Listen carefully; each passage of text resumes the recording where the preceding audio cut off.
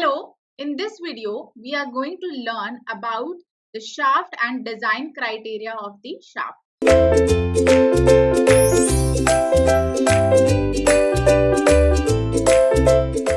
So basically, shaft is considered as a rotating machine element which generally used to transmit power between different machine elements, for example, gears, pulleys, etc. So the shaft is generally used to transmit power. That is why it is called transmission shaft. So shaft is defined as a rotating machine element which has circular cross-sectional area, and this circular cross-sectional area helps to support the transmission element, for example, gears, pulleys, bearings, etc. And this transmission shaft used to transmit power between machine elements.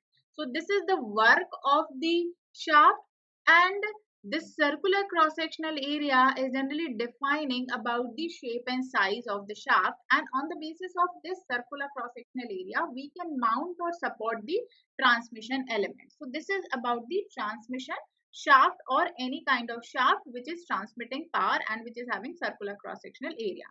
Now you can see one diagram here. So this particular diagram is representing the cross-sectional area of a shaft.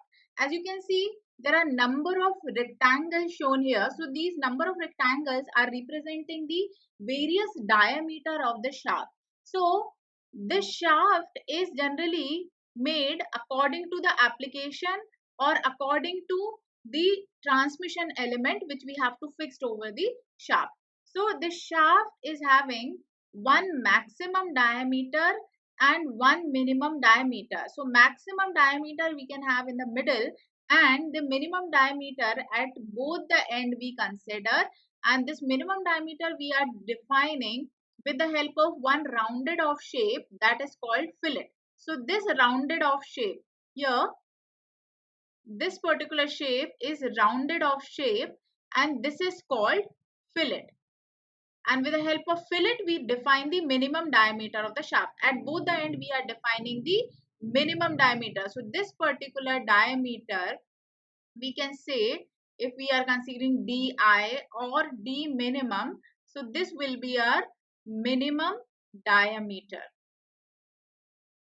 And this will be our maximum diameter. And these number of diameters we can provide according to the application. So this is the, accordingly we can decide the size and shape of the shaft for the transmission purpose. So the shaft is always stepped with maximum diameter, and this maximum diameter we will consider in the middle, and the minimum diameter we consider at the end, and at the end we define the rounded off shape that is called the fillet. Now the step of the shaft is provided. Here you can see these are the steps. This is one step, this is two step at both the end. So the step of the shafts are provided as a shoulder for positioning the transmission element like gears, bearings, pulleys, etc. And here at the end, this is connected with the another element which is help to transmit the power. So from this particular end, the power is transmitted, and suppose the driving end is connected at this end, so the driven end will be connected at the other end. So here this is the classification of the shaft or the various terms related to shaft. Now here let's discuss different types of shaft. So here I am going to discuss some specific types of shaft. So in this category, our first shaft is the axle shaft. So axle shaft is, you can see this particular area, this rod is defined as axles. That is why it is called axle shaft, and it is connected with the machine element. So this axle shaft are generally used to support rotating machine elements like wheels, shelves, and we can connect hoisting drums, etc. So to connect different machine elements, this axle shaft is generally used, and it is fitted to the housing by means of the bearing.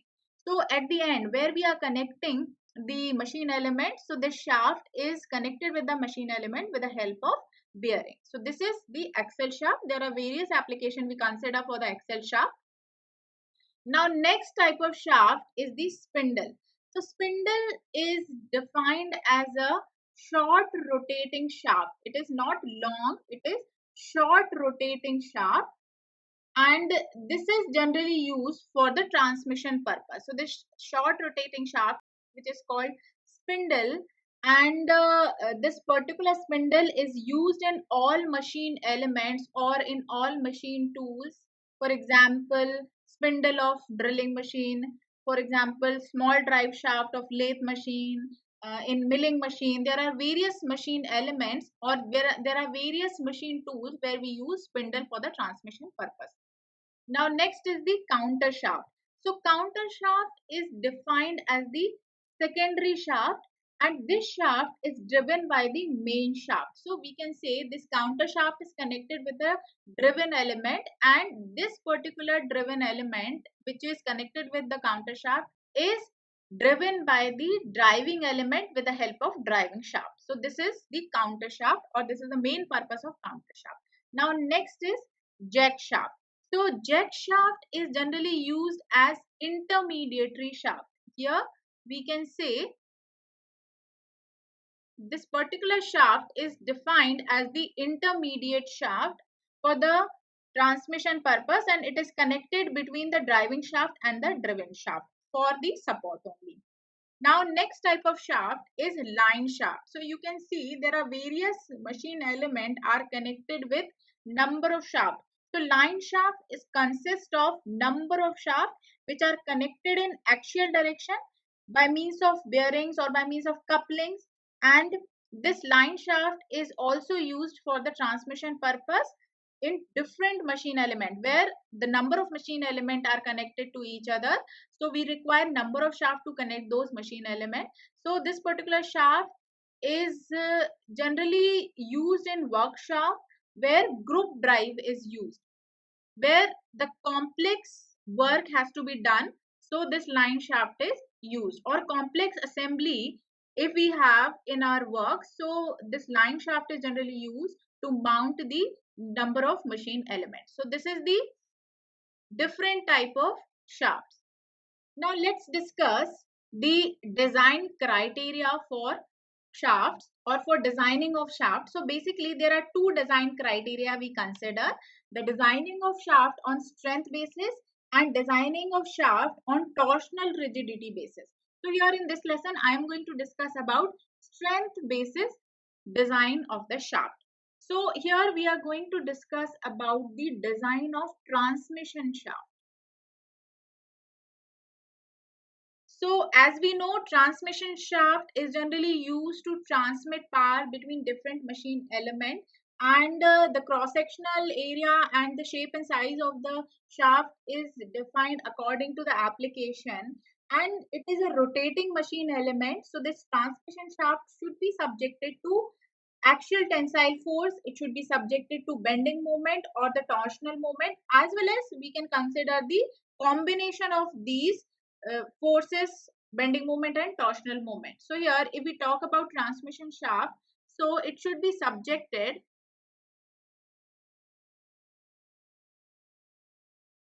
axial forces, and these forces would be tensile forces. Now next one we can say as bending moment. Bending moment is generally defined on the basis of bending. So as we know, the shaft is having a particular length. So if the shaft is rotating and subjected to different kind of forces, so bending moment we will consider at that particular moment. So bending moment is the second term which we consider during the transmission, and next is the torsional moment or twisting moment. Torsional moment is generally defined when the shaft is rotating. So here we consider torque. Now next we can say as the combination. So combination of bending moment and torsional moment.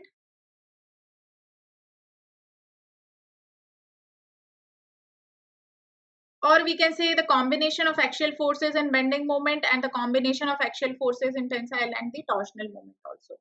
So here these are the forces and the moment we consider during the transmission of power or during the rotation of the shaft.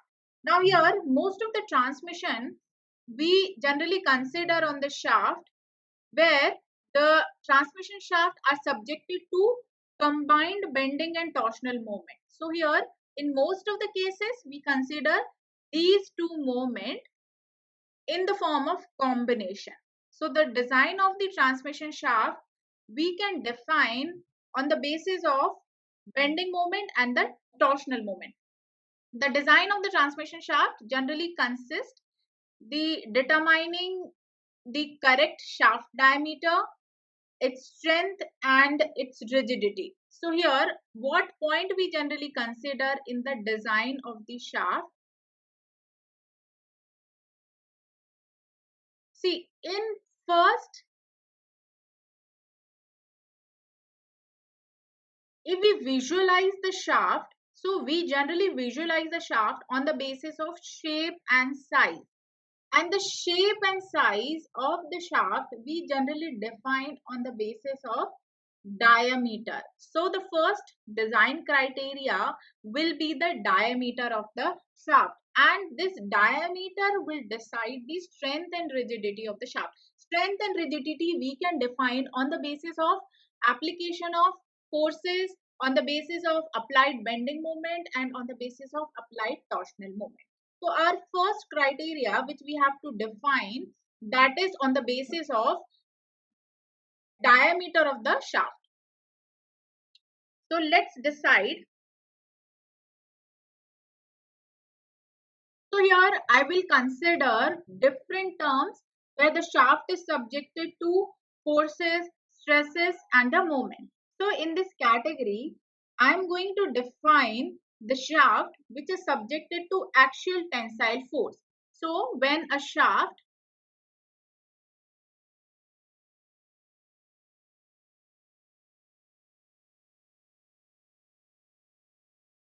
So here when a shaft is subjected to axial tensile force, in that case, this shaft would be subjected to tensile stress. So tensile stress we can define as sigma T, or we denote this tensile stress as sigma T, and it will be equivalent to force per unit area. So as we know, suppose we are considering axial force as P, and the cross-sectional area of the shaft is circular cross-sectional area. So this cross-sectional area we will define on the basis of diameter. So it will be pi d square by 4. This would be the cross-sectional area of the shaft. So here this particular term we can define as force per unit area, and where d is the diameter of the shaft. And it would be defined in terms of meter, centimeter according to the application. So here this sigma T is the tensile stress which is defined by the equation P divided by pi d square by 4. So this sigma T, if we further simplify, so it will be 4p by pi d square. So this is the tensile stress for the shaft when the shaft is subjected to axial tensile force. Now here if we talk about the bending moment, that was the second criteria. So when the shaft is subjected to bending moment.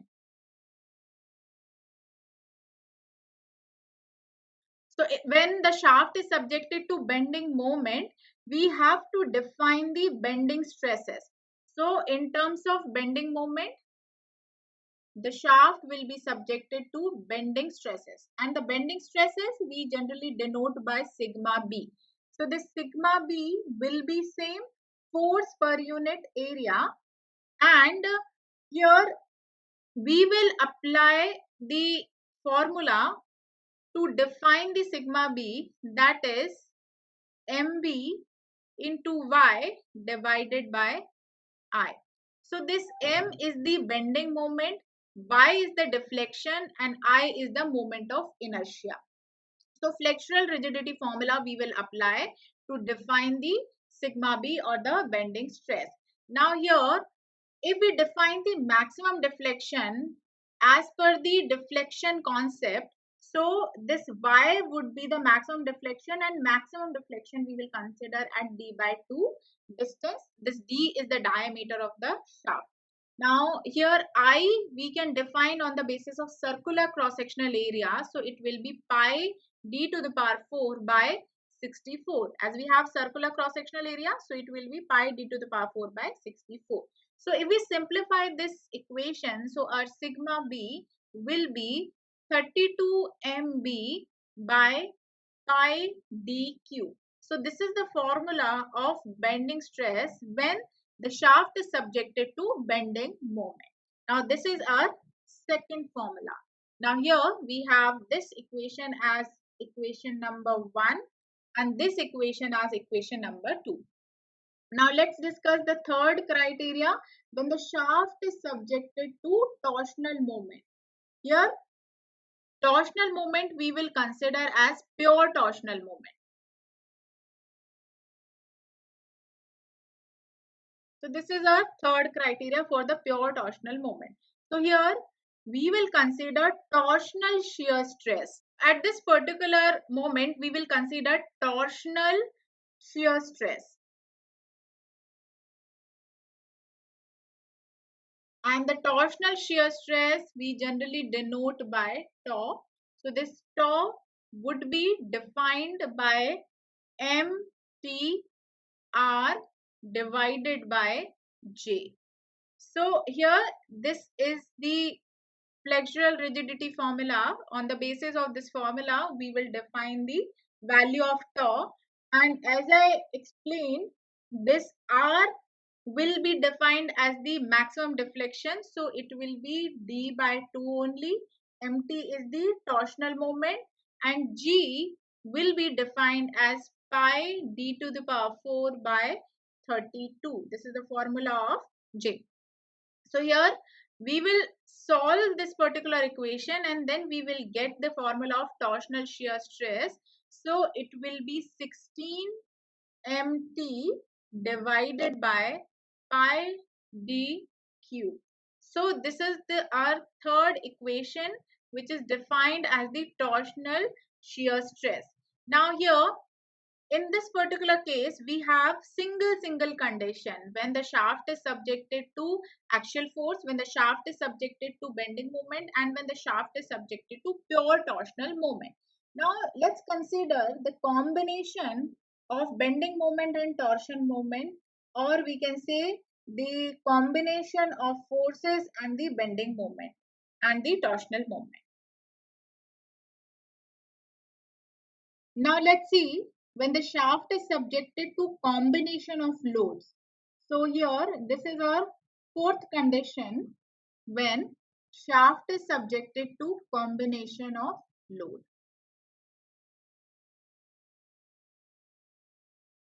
And in this combination, we will consider the combination of axial force, bending moment and torsional moment.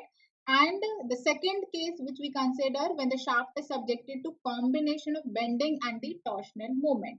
So here when the shaft is subjected to combination of loads, so the stresses we will calculate in terms of principal stress and the principal shear stress. So principal normal stress and principal shear stress would be the consideration when the shaft is subjected to combination of load, and the principal normal stress and the principal shear stress we will define on the basis of Mohr circle concept. So here we will draw the Mohr circle concept, but here we will discuss two cases where the shaft is subjected to combination. So the first case when the shaft is subjected to combination of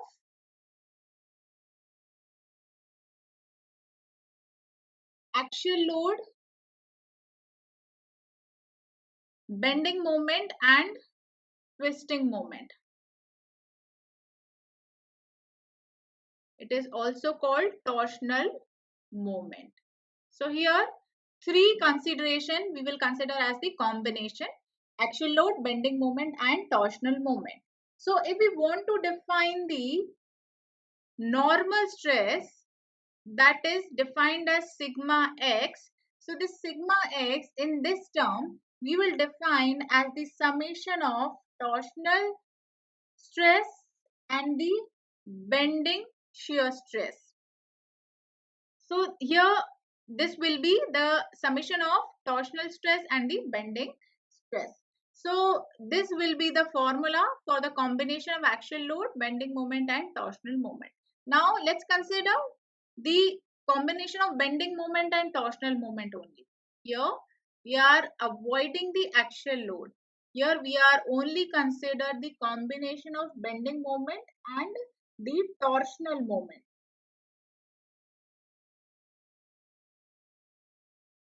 So in this case, our sigma x will be the sigma b only. So this is our second term where we are considering bending moment and the torsional moment when the shaft is subjected to combination of bending and the torsional moment. So here this is without axial force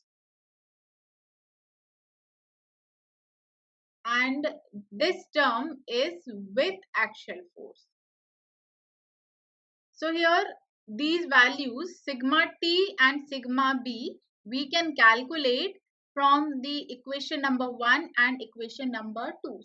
Sigma x that will be equal to 32 mb by pi dq and the sigma t we will define as, this is the torsional stress, so it will be defined as 4p by pi d square. So this is 4p by pi d square. And one more term for the combination.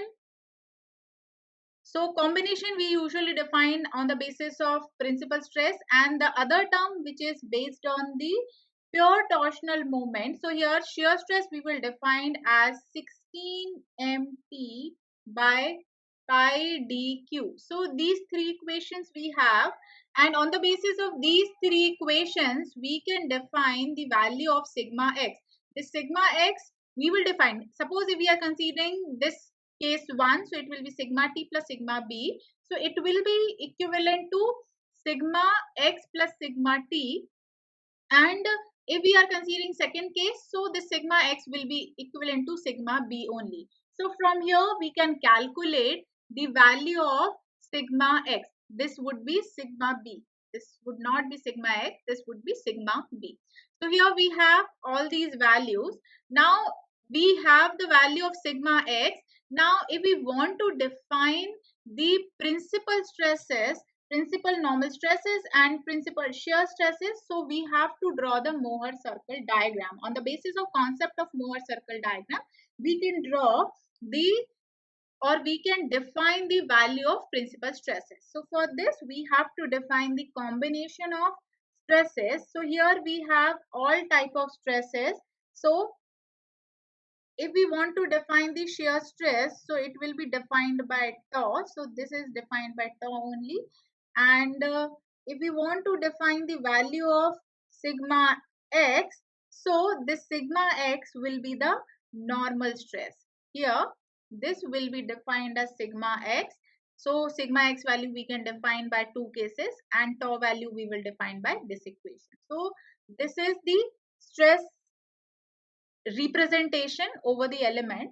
Now if we want to draw the Mohr circle diagram, so in Mohr circle diagram, first we need to define the center or the origin. So suppose this is our origin point, and with the help of this origin point we will mark all the stresses which we have calculated.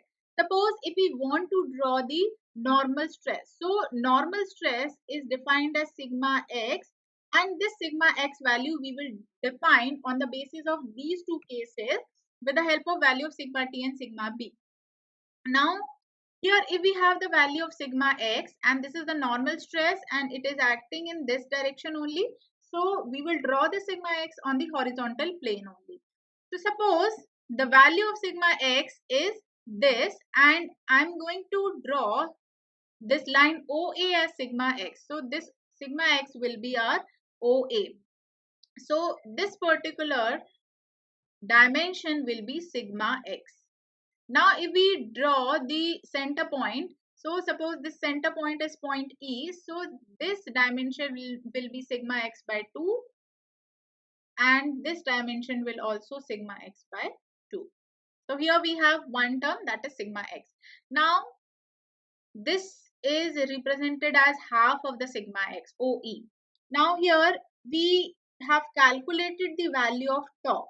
Now if we want to draw the tau, so this tau is always defined in vertical direction, in this direction. So suppose this OA is representing sigma x. So at point A we will draw the tau value. So suppose this particular tau value we have OAB.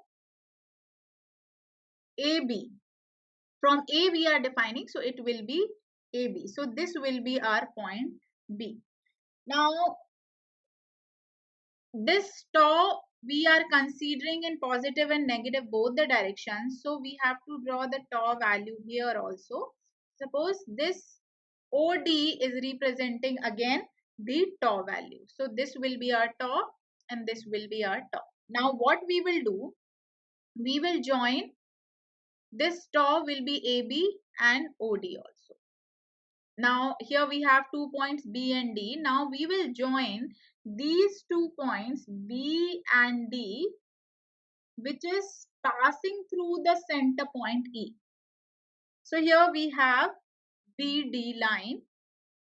So this BD line is considered, or DB line is intersecting at point E. So this BD we will consider as the diameter of the circle, and this E we will consider as the center of the circle, and we will draw one circle here. Suppose this circle is passing through different points.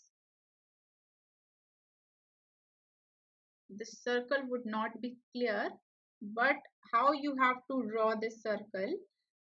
So this BD will be our diameter and this BE will be the radius, and it should intersect the horizontal line OA at two different points.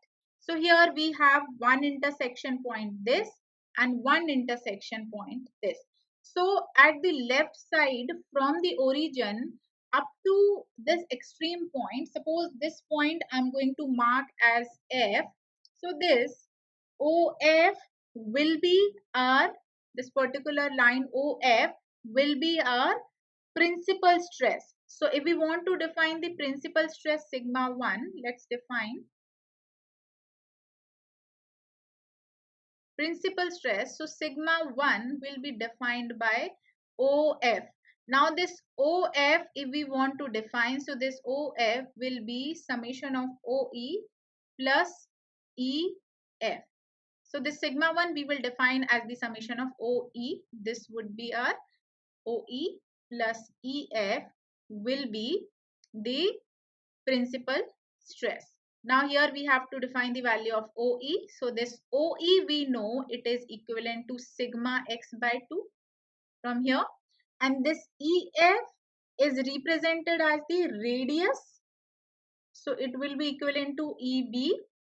And this radius we can define by the equation. This would not be plus.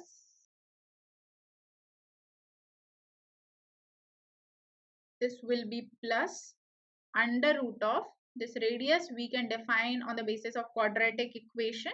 So it will be sigma x by 2 square plus tau square.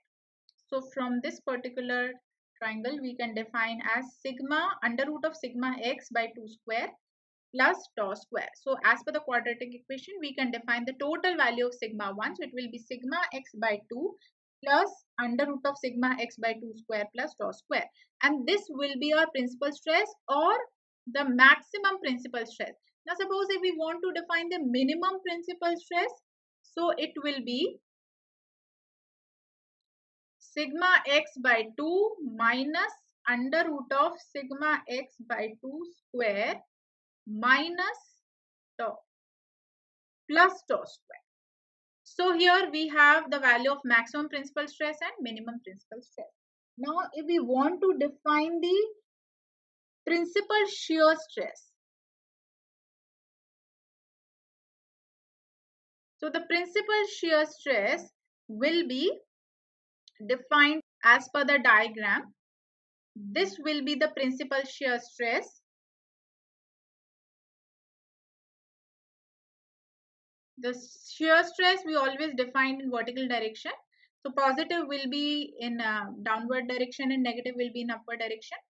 So it will be this EH, this maximum point will be defined as maximum shear stress. So this tau value or tau max value will be defined as under root of sigma x by 2 whole square plus tau square. And this maximum shear stress, as we know, it is defined as EH, that is equivalent to EB. This EH will be equivalent to EB, so radius of the circle. So we will define the radius of the circle as sigma or tau max value, that is defined as the principal shear stress. So these formulas are generally used to design a shaft. This maximum principal stress or maximum shear stress, these two values sigma 1 by sigma 2 and tau max value is generally used to define the strength and rigidity of the shaft. What we can define? We can define the strength and rigidity of the shaft.